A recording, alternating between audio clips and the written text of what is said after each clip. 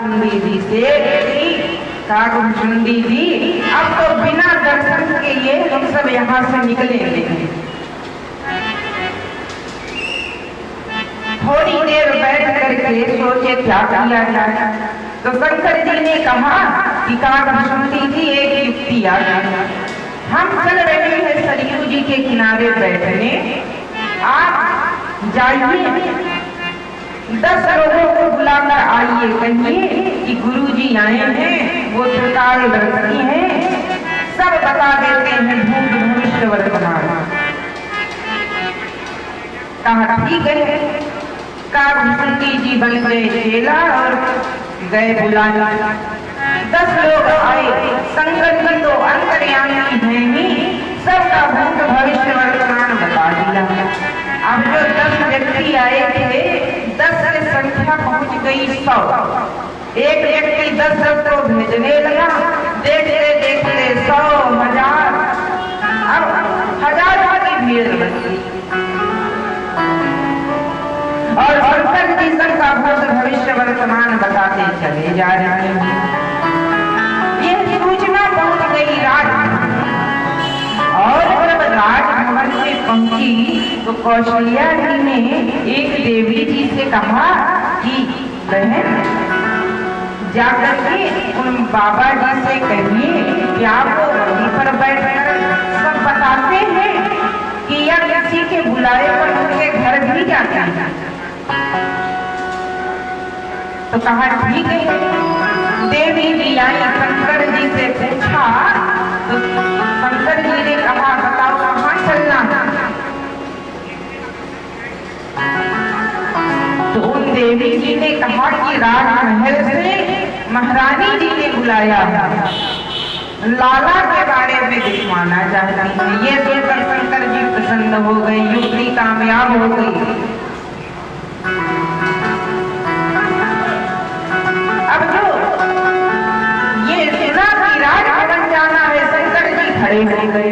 अब जो हजारों की संख्या है, कहते हैं कि प्रभु गुरु जी आप हमारा बताते जाइए। शंकर जी कहते मन ही मन में कि हम जिस कारण से बताने बैठे थे अब तो वो होने जा रहा था, और बाहर से कह दिए कि हम अब फिर कभी आएंगे तब पूछ लेना। अब शंकर जी पहुंच गए राजभवन में। मैया जी ने भगवान का मुख आंचल से ढाका और आंचल से ढांक करके शंकर जी के सामने आकर बैठ गई और हाथ दिखा दिया। कहा महाराज आप हमारे लाला को बताइए क्या करेगा भविष्य में, इसका भविष्य कैसा होगा यह आप हमको बताइए। अब शंकर जी तो भगवान का मुख देखने आए हैं, वो तो आंचल से ढका हुआ था, लेकिन अब यहाँ पर भविष्य बताने आए थे तो लगे भविष्य बताने। ये बहुत कम समय में सब कुछ जान जाएंगे, सब विद्याओं का अध्ययन कर लेंगे, ये बड़े शक्तिशाली होंगे, बहुत बड़े धनुर्धर होंगे, सबकी सेवा करने वाले होंगे, बड़े ही सुशील होंगे।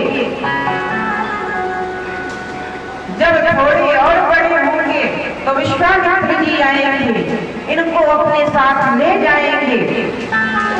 फिर ये पहुंचेंगे मिथिला में इनका विवाह होगा जनक जी की पुत्री के साथ, और पुत्री के साथ उनके विवाह करके ये वापस आएंगे। फिर आप इनका राज्याभिषेक करने जाएंगे। उसी बीच में कैकेयी जी आपसे वन जैसे ही कहा कि भगवान ने डांटा खींची, कहा बाबा इसके आगे ना बोलिए, वनवास के बारे में आप बोल देंगे तो सारा ऊपर चौपट हो जाएगा, इसलिए वन पर ही डांटा खींची। अब शंकर जी तो इशारा समझ गए। कहा देवी जी बस आज इतना ही, अब फिर कभी आएंगे फिर आगे बताएंगे। अब भगवान को लेकर अंदर चली गई। शंकर जी ने सोचा दर्शन तो हुआ नहीं, भविष्य बताकर बैठ गए, अब क्या करें। मन ही मन भगवान से कहा प्रभु सुबह से थक गया हूँ, आपका दर्शन करना चाहता हूँ, आप नहीं देख पाए, कुछ कीजिए प्रभु। अब भगवान ने सोचा क्या करूं, उस समय और भी नहीं कर सकते थे, तो सोचा इस समय हमारे पास एक बहुत बड़ा बल, उस बल के सामने सब बल छोटे पड़ जाते हैं। कौन सा बल? बाला नाम रोदनम बलम, भैया चलो रो रो। अब भगवान राम जी रोने लगे और इतनी जोर जोर से रो रहे हैं कि चारों ओर से सभी घेर लिया, क्या हुआ क्या हुआ।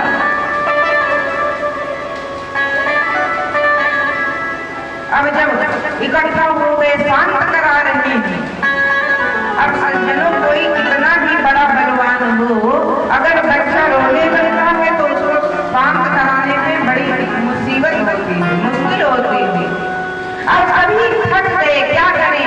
तो एक ने कहा लगता है तो जो दिन भर लोग देखने आए थे, लगता है किसी ने टोना लगा दिया होगा। अब क्या करें, चलो किसी टोना झाड़ने वाले को बुलाओ। अब शंकर जी ने इशारा समझ लिया, वो तो अंतर्यामी भगवान जी से कहा कि जैसे कोई भागते भागते आएंगे तो आप कह दीजिएगा कि गुरु जी टोना भी झाड़ते हैं। अब एक देवी जी दौड़ कर आई, काकभूषुंडी जी ने रोका, देवी जी कहाँ जा रही हैं? कहा कि पता नहीं, लगता है लाला को टोना लग गया है, इसलिए टोना झड़वाने के लिए किसी को बुला जा रही है। कहा आप मत जाइए, हमारे गुरुजी टोना भी बढ़िया जा रहे हैं। कहा अच्छा? कहा हाँ। अब वो वापस आई, मैया जी से कहा कि महारानी, जो भविष्य बताने आए थे बाबा जी, वो टोना भी बढ़िया झाड़ते हैं। कहा अच्छा चलो, और लेकर आई। और जैसे ही भगवान का दर्शन किया कि शंकर जी प्रसन्न हो गए। भगवान राम को इसीलिए रो रहे थे कि शंकर जी उनका मुख देख ले। जब शंकर जी ने जी भर के उनका दर्शन किया, तब भगवान अपने आप शांत हो गए। बोलिए श्री रामचंद्र भगवान की जय हो। जब दर्शन करके प्रसन्न हो गए शंकर जी, तब जब राम जी शांत हुए, कहे कि महाराज जी ने टोना भी झाड़ दिया, खूब धन्यवाद कहा। अब शंकर जी काकभूषुंडी जी के साथ वापस आ गए। अब मैया जी ने सुना इस प्रसंग को, मैया पार्वती जी खूब हंसने लगी। हंसकर कहती है स्वामी, आपको याद है वो जो देवी जी आपको बुलाने आई थी सरयू जी के तट पर? कहा हाँ हाँ याद है। कहा वो देवी जी कौन है पता है आपको? कहा कौन? कहा वो तो मैं ही थी, मैं आपसे पहले वहां दर्शन करने पहुंची थी। मैंने भी आपसे एक बात यही छुपाई थी कि हम वहां चुपके से बिना बताए आपको वहां से दर्शन करने चले गए। अब ये जब सुना शंकर जी ने, शंकर जी भी खूब हंसे। इसके बाद मन को एकाग्र करके उन्होंने कहा, देवी जब भगवान थोड़े और बड़े हुए, अब मैया जी कभी उनको अपनी गोदी से खिलाती, कभी उनको पालने में खिलाती। भगवान शंकर जी कहते हैं कि कबहू छंग कबहू बर परना, अम्मा को दुलारही कही प्रिय लगना।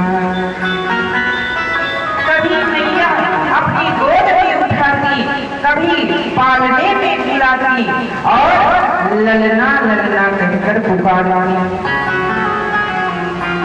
और इसी में इतनी मग्न हो जाती कि प्रेम मगन कौशल्या निश दिन जात न जान, सुख स्नेह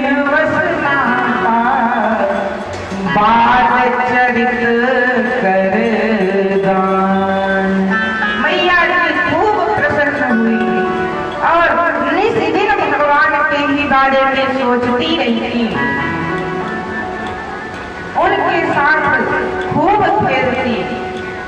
और गोस्वामी जी लिखते हैं कि ऐसे ऐसे करते दिन बीतते जा रहे हैं। और अब एक बार की बात है कि एक बार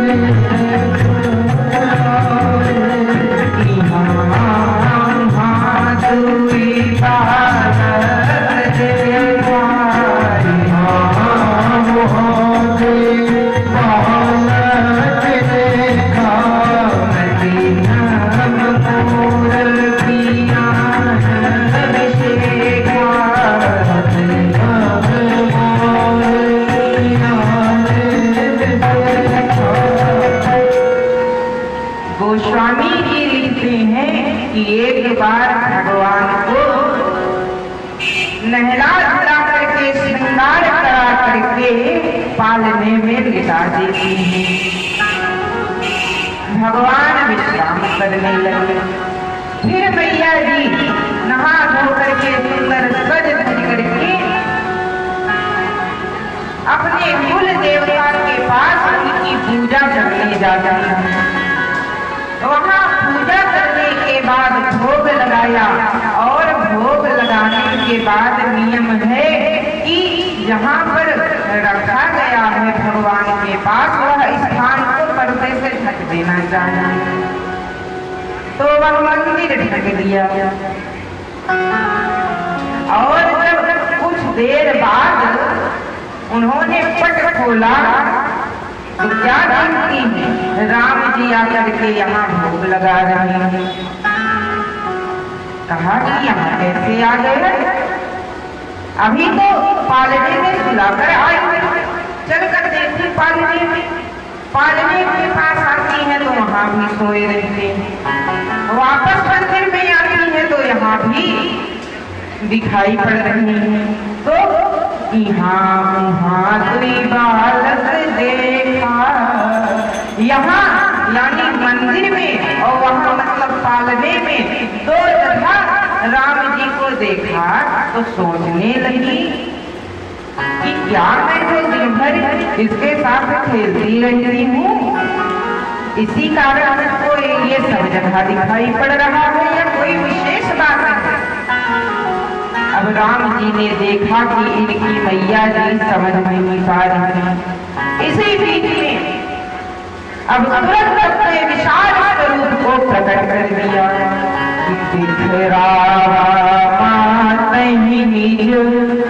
अद्भुत रूप अखंड, रोम रोम प्रतिलागे, कोटि कोटि ब्रह्मा।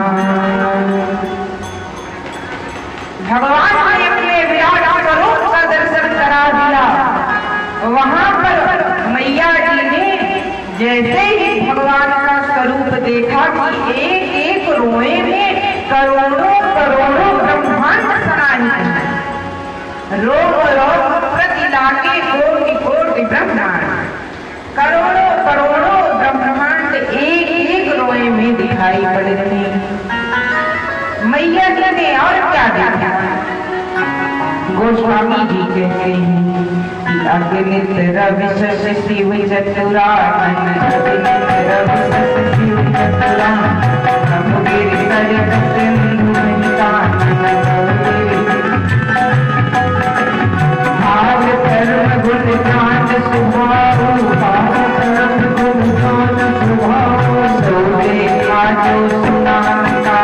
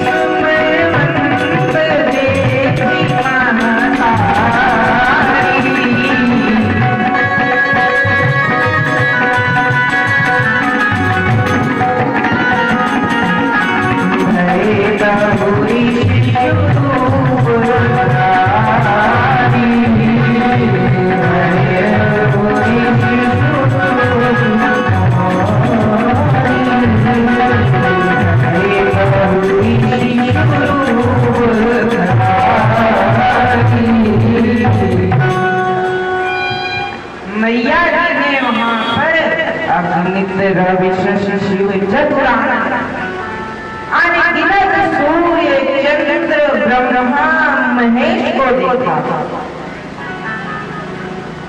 बहुगिरि सरित सिंधु महिकानन, अनेक पर्वत, अनेक नदियां, अनेक वृक्ष देखती हैं। काल को देखा, कर्म को देखा, गुण को देखा, स्वभाव को देखा, ज्ञान को देखा। जो जो किसी ने सुना भी नहीं था, उन सभी वस्तुओं को कौशल्या जी ने देखा। और जब वे देखती हैं, वहां पर उन्होंने एक विशेष घटना देखी कि जो माया जीव को नचाती है, वह माया भगवान के सामने हाथ जोड़कर डरी हुई खड़ी है। उस व्यक्ति को भी देखा जिसको माया नचाती है, और इतना सब देखने के बाद उनके मुख से एक शब्द नहीं निकल रहा। कैसे?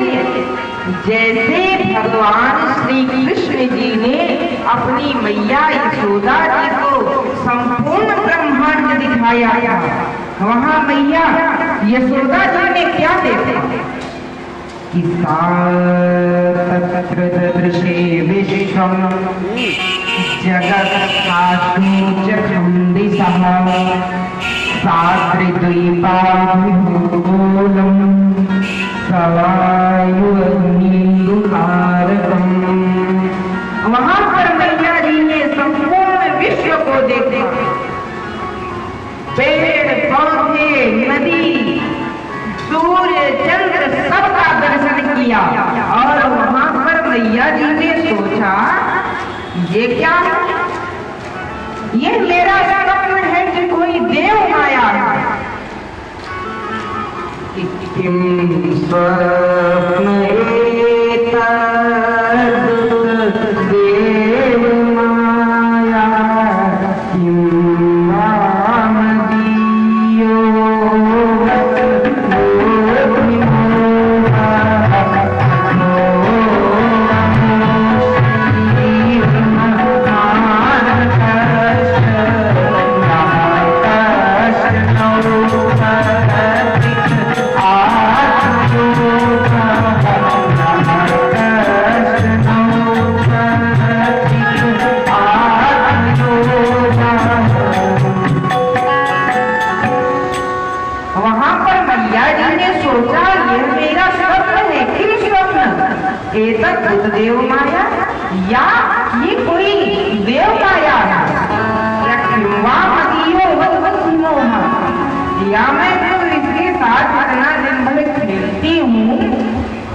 उसके कारण कहीं भी मेरी बुद्धि का भ्रम तो नहीं है।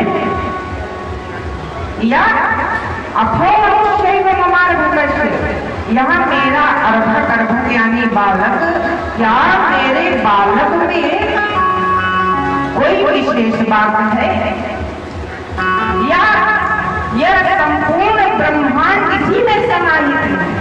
मैया जी भ्रमित हो जाती हैं।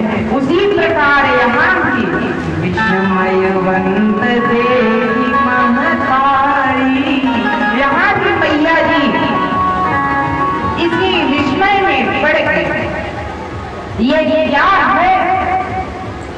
तो फिर भये बहुरी शिशु रूप धारी, फिर भगवान बालक रूप में पुनः आ गए। तो ऐसे भगवान ने अपनी मैया जी को विराट स्वरूप दिखाया। वहां पर खूब उत्सव चल रहा है। भगवान जैसे ही थोड़े बड़े हुए कि वहां पर चूड़ाकरण की गुरु जाई, वे प्रणपुनि दक्षिणा बहु पाई। वहां पर भगवान का चूड़ाकरण संस्कार यानी मुंडन किया गया, और मुंडन हुआ। उस दृश्य को कोई बता नहीं सकते। बाल चरित अति सरल सुहाए, सारद शेष शंभुश्रुति गाए। सब कहते हैं कि उस दृश्य को, उस घटना को कोई नहीं बता सकता। अच्छा सज्जनों, यहाँ पर लिखा है कि चूड़ाकरण की गुरु जाई, गुरु जी ने मुंडन संस्कार कराया। अब इसमें गुरु जी ने थोड़ी अपने हाथ से किया, और ना तो कोई नाई आया और ना ही वो खुद अपने हाथ से किया। भगवान श्री राम जी अलौकिक हैं, उनके एक एक अंग अलौकिक हैं। उनके बाल जो थे वो अपने आप आए और अपने आप चले गए। आप लोग बताइए, क्या कोई ऐसा हुआ है जो भगवान के बालों को काट सकता है? कोई कभी भी नहीं काट सकता। वो अपने आप भगवान के बाल उनके शरीर में समाहित होते गए। जैसे जैसे गुरु जी ने मंत्र बोलना प्रारंभ किया, यहाँ पर भगवान के जितने बाल थे, बस शिखा को छोड़ करके सभी उनके शरीर में ही समाहित हुए।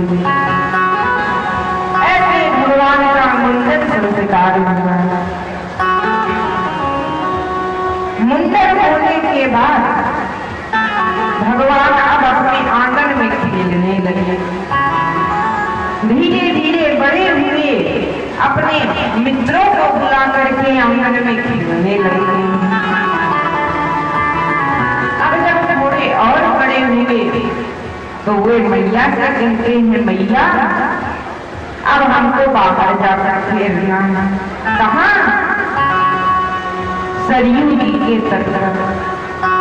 अपने मित्रों के साथ हम घर में खूब खेले, यहाँ कूद गए, अब हम बाहर खेलेंगे।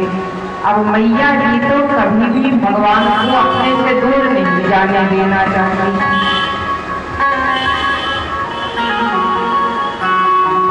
वो हमेशा चाहती थी कि भगवान उनके आंखों के सामने हमेशा दिखाई पड़ते रहे। तो वो कहती है कि लाला बाहर मत जाओ, अगर तुमको नजर लग जाएगी तो। भगवान ने कहा, मैया अच्छा नजर लग जाए तो उसको बचाने का कोई उपाय है? कहा, हाँ काजल लगाना चाहिए। भगवान ने कहा, काजल कैसे, किस रंग का होता है? कहा, तो काले रंग का होता है। तो भगवान ने कहा, तब तो आपको चिंता करने की जरूरत ही नहीं, पहले से मैं काला हूं। मुझको जा सकता है। और मैया ने कहा अच्छा ये बात छोड़ो, देखो अभी तुम्हारा मुंडन हुआ है, तुम्हारे स्तर पर अभी बाल नहीं है, सूर्य इतने प्रकाशित है कि वहां पर जाओगे तो तुम्हारे सिर में धूप लगेगी, सिर दर्द कर सकता है, इसलिए यहीं पर रहो, यहीं पर खेलो, खेल खेल के बीच में दर्द उधर खा लो। अब जब इतना सुना तो भगवान ने कहा मैया जी अरे हम छाता लेकर चले जाएंगे, इसमें कौन सी बात है। मैया जी ने सोचा ये तो समझ ही नहीं रहा, कहा अच्छा तुम बताओ, खेलते खेलते अगर भूख प्यास लग गई तो क्या करोगे। भगवान ने कहा मैया जी आप बताइए क्या बच्चों को खेलते समय भूख प्यास लगती है, वो तो खेलने में मस्त हो जाते हैं, ना तो भूख की चिंता ना प्यास की चिंता। मैया कौशल्या जी ने सोचा बड़ा सीधा क्या करूं, कहा अच्छा अच्छा बताओ, अगर जो इतनी धूप है, जो गर्म हवा चल रही है, उससे बीमार पड़ जाओगे तब बताओ, इसमें तो अगर छाता भी लिए रहोगे तो क्या करोगे, चारों ओर से हवा आती है। कहा मैया क्या करूं, कहा कि घर में खेलो, जब तुम्हारे बाल बड़े होने लगेंगे, तुम जब और बड़े होगे तब खेलना। कहा ठीक है। फिर भगवान आंगन में फिर खेलते हैं। अब जब थोड़े और बड़े हुए तो अब सरयू जी के दर दर जा रहे हैं, वहां पर सरयू के तीर आज खेले रघुनंदन बबुआ, सरयू